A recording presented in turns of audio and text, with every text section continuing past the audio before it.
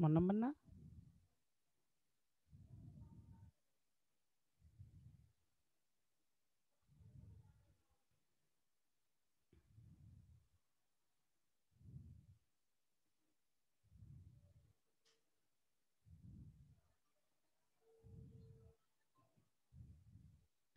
আসসালামু আলাইকুম রহমতুল্লাহি ওয়া আইডিয়াল কম্পিউটার অ্যান্ড গ্রাফিক্স ডিজাইনের পক্ষ থেকে সকলকে জানাচ্ছি আন্তরিক শুভেচ্ছা ও মোবারকবাদ।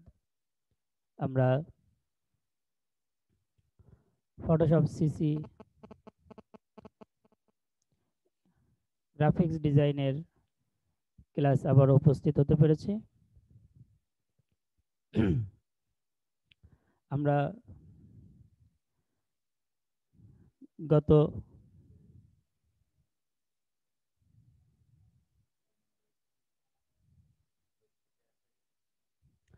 আমরা গত ক্লাসে দেখেছিলাম ক্রপ টুলসের কাজ। তো আজকের ক্লাসে আমরা স্লাইস টুলসের কিছু কাজ দেখব। স্লাইস টুল, তো স্লাইস টুলসটি হচ্ছে ক্রপ আপডেট ভার্সনে ক্রপের ভিতরে ক্রপ টুলের ভিতরে নিচের দুইটা হচ্ছে স্লাইস টুল, আর ফটোশপ CS8 এ ক্রপ টুলের পাশে একটা টুল আছে, সেই টুলটায় স্লাইস টুল দেওয়া আছে। অর্থাৎ এই আইকনটি দেখে নিতে হবে যে আমাদের এই আইকনটি হচ্ছে ক্রপ টুলের ভিতরে আছে স্লাইস টুল, এবং তার পাশে অর্থাৎ এরকম পাশেই আছে অন্য ভার্সনে অর্থাৎ CS8 এ আছে এই জায়গায়, সেটা হচ্ছে ক্রপ টুল। তো আমরা ক্রপ টুলের কাজটি কি সেটা দেখব, স্লাইস টুলের কাজটি কি সেটা দেখব। তো তার জন্য আমি একটি পিকচার ওপেন করি, অথবা আমি অনলাইন থেকে একটি পিকচার ডাউনলোড দিই। কাজটি খুব সহজে বোঝানোর জন্য আমি গুগলে সার্চ করলাম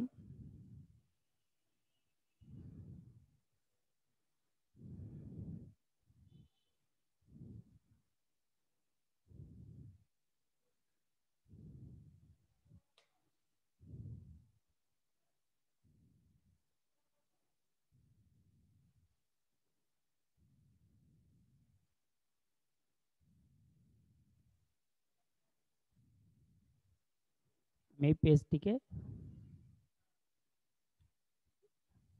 যে কোনো একটি ডাউনলোড করলে হচ্ছে, তো আমি আপাতত এই পেজটি ডাউনলোড করলাম শুধুমাত্র কাজটি দেখানোর জন্য। আমি এটাকে মিনিমাইজ করে দিলাম এবং পিকচারটি ওপেন করলাম। এখন আমি দেখব যে স্লাইস টুলের কাজটি কি। তো স্লাইস টুলের কাজটি হচ্ছে কোনো একটা অংশকে, নির্দিষ্ট অংশকে ক্রপ করব এবং সেটা সেখানেই থাকবে। আর এটা সবথেকে কাজ বেশি করে ওয়েব পেজ ডিজাইন যারা করে তাদের জন্য, যারা ওয়েব পেজে কাজ করেন, PHP থেকে যারা HTML এ কনভার্ট করেন তাদের জন্য। তো আমরা যদি একটু জুম করি তাহলে আমরা দেখতে পাবো যে আমি কাজটি সুন্দর করে বোঝানোর জন্য আর একটু জুম আউট করি।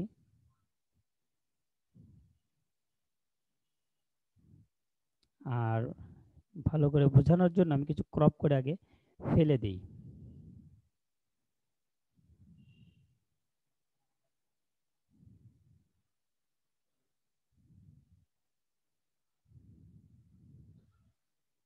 অথবা আমি যদি এখান থেকে আরো একটি পিকচার যদি নেই, ক্লিয়ার একটি web page structure, web page,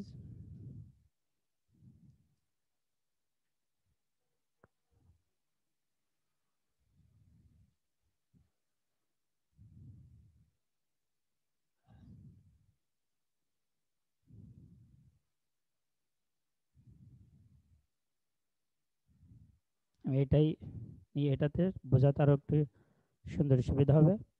ব্যাস।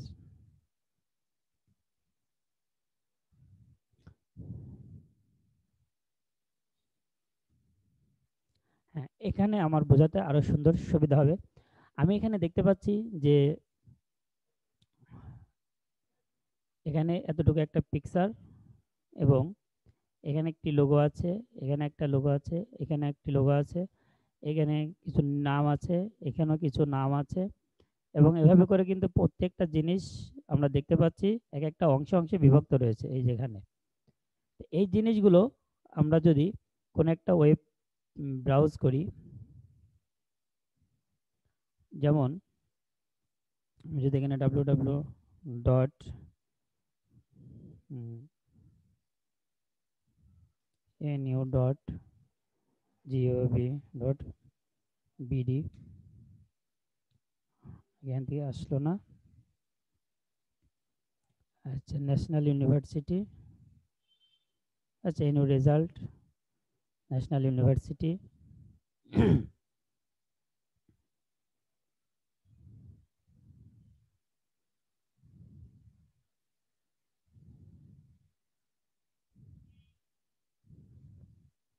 এই যে এটা হচ্ছে একটা রেজাল্টের ওয়েব পেজ। আমরা যখন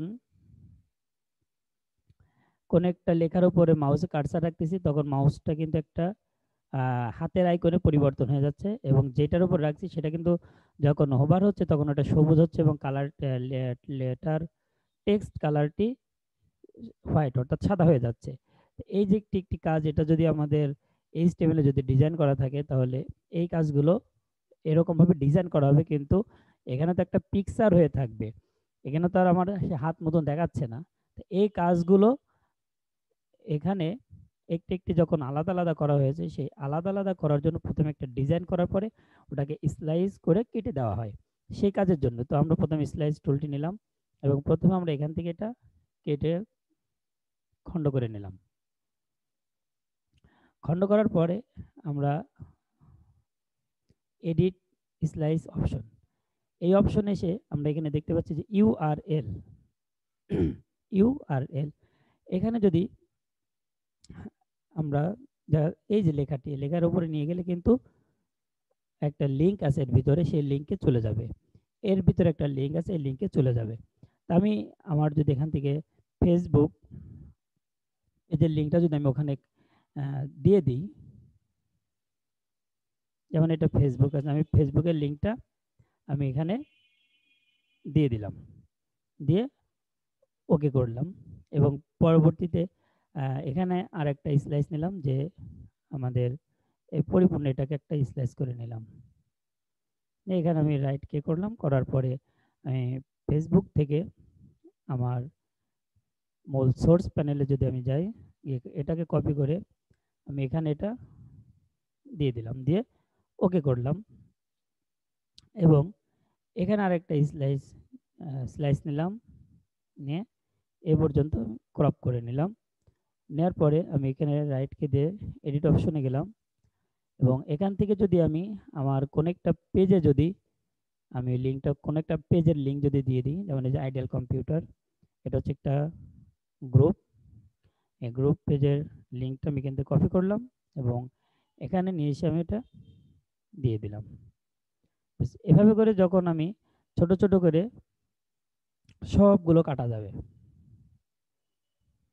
প্রত্যেকটাই কিন্তু এভাবে ছোট ছোট করে কেটে নিতে হবে আমাদের, কেটে নিয়ে সেভ করতে হবে, সেভ অ্যাজ এ অথবা এক্সপোর্ট করতে হবে। যদি আমাদের এই অপশনের ভিতরে যদি আমি একটু দেখাই যে কোন অপশনটি এক্সপোর্ট, এখানে রয়েছে সেভ ফর ওয়েব, এই লাইনটা কোনো কোনো ভার্সনে আমাদের প্রথমে থাকবে এবং কোনো কোনো ভার্সনে এক্সপোর্টের ভেতরে গিয়ে আমরা পাবো। তো এইখানে আমরা সেভ ফর ওয়েবে সেভ করলাম এবং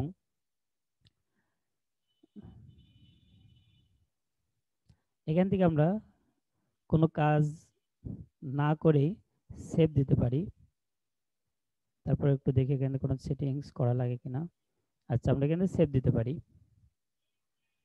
সেভ দেওয়ার পরে আমাদের কিন্তু এখানে সুন্দর কিছু অপশন দেখাচ্ছে, এই যে ফরম্যাট, এখানে কিছু আমাদেরকে দেখাচ্ছে এবং এটা হচ্ছে ফাইলের নাম।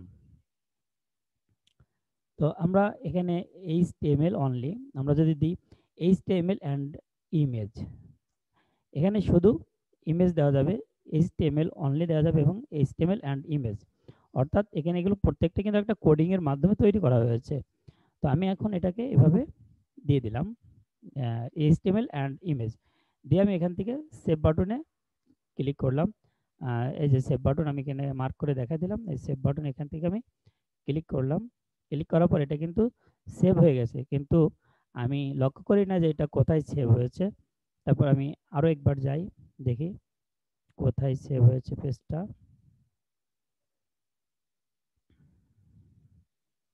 আমি লোকেশনটা ডেস্কটপ দেখিয়ে দিলাম, যে যেই পেজ নাম আছে সেই পেজের নামে থাক।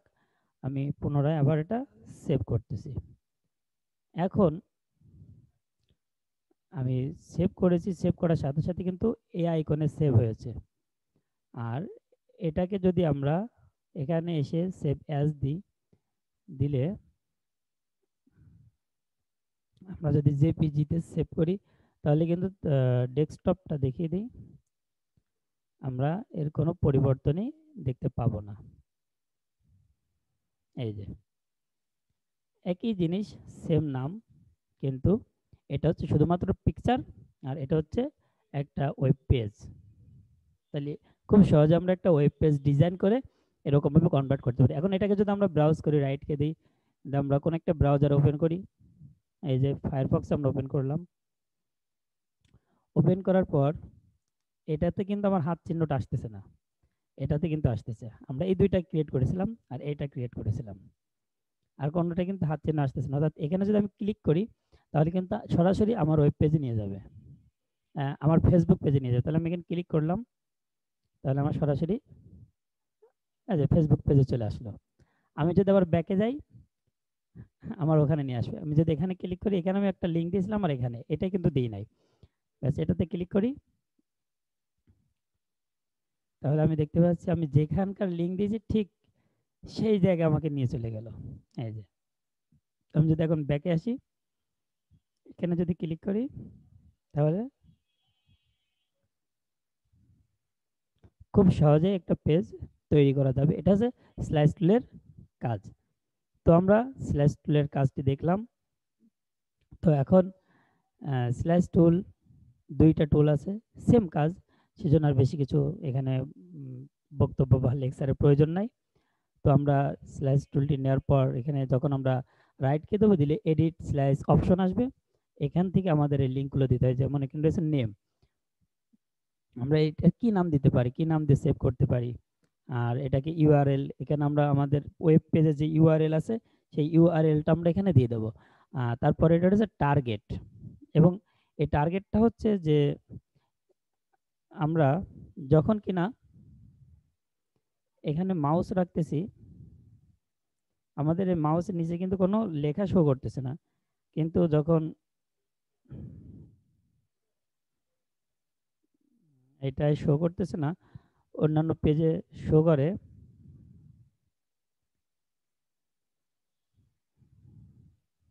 দেখ টার্গেটটা আমি একটু দেখাই দিই যে ওটা কি জিনিস। টার্গেট যেমন এখানে যদি আমি দিই, আমরা এটাতে ক্লিক করি, যেহেতু এটা এখানে আমি রাইটকে দিলাম এবং অপশনটিতে ক্লিক করলাম, আর এখানে লিখে দিলাম my Facebook, FACEBOOK, Facebook page, page দিয়ে আমি এটাকে সেভ করলাম। এবং এখানে আমি এডিট অপশনটাতে দিয়ে দিলাম মাই পেজ, এবং এটাতে ক্লিক করে এডিট করলাম, এটাকে দিয়ে দিলাম মাই গ্রুপ, GROUP গ্রুপ। তো এটাকে এখন আমরা যদি ওয়েব পেজে সেভ, এক্সপোর্ট থেকে সেভ ফর ওয়েব, তারপর আমরা সেভ দিলাম এবং ইমেজ দিলাম, দেওয়ার পর আমরা নেমটা একটু চেঞ্জ করে দিই, দিলাম দিয়ে sorry save, web and image আমরা এখানে দিয়ে দিলাম টেস্ট, টেস্ট দিয়ে আমরা সেভ করলাম, আর ডেস্কটপকে চিনিয়ে দিলাম, ওকে, ব্যাস রিপ্লেস, ওকে রিপ্লেস। হ্যাঁ, এবার আমরা সেই পেজটা দেখে যে টেস্ট, এটাকে আমরা ব্রাউজ করি, যে কোনো একটা ব্রাউজারে ওপেন করি।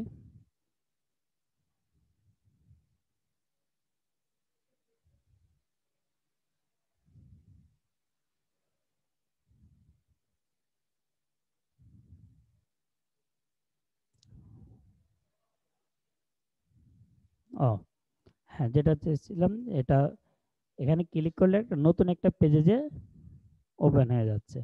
এখানে ক্লিক করতেছি, নতুন একটা ট্যাবে এটা ওপেন হচ্ছে। এটা হচ্ছে টার্গেটের কাজ। আর যদি আমরা টাইটেল, এখানে আর কি অপশন আছে, এখানে যদি আমরা এডিটে যাই, অল্টার ট্যাগ, এখানে ট্যাগ দেওয়া যাবে এবং মেসেজ দেওয়া যাবে। আর এই অপশনগুলো এখানে দেওয়া আছে। এবং এখানে নো ইমেজ, ইমেজ অর্থাৎ ইমেজটা শো করবে না শো করবে না সেটা, তো আমরা ইমেজ দিয়ে রাখলাম, তাহলে আমাদের এরকম পেজগুলো ক্রিয়েট হয়ে যাবে। তো এই ছিল আমাদের স্লাইস টুল বা স্লাইস টুল। আমরা যে যেটা উচ্চারণ করি না কেন, স্লাইস শব্দটা হবে স্লাইস। আমরা স্লাইস টুলের কাজ দেখলাম। এরপর আমরা দেখব যে পাশে যে টুলসটি আছে এই টুলসটির কাজ। এটা হচ্ছে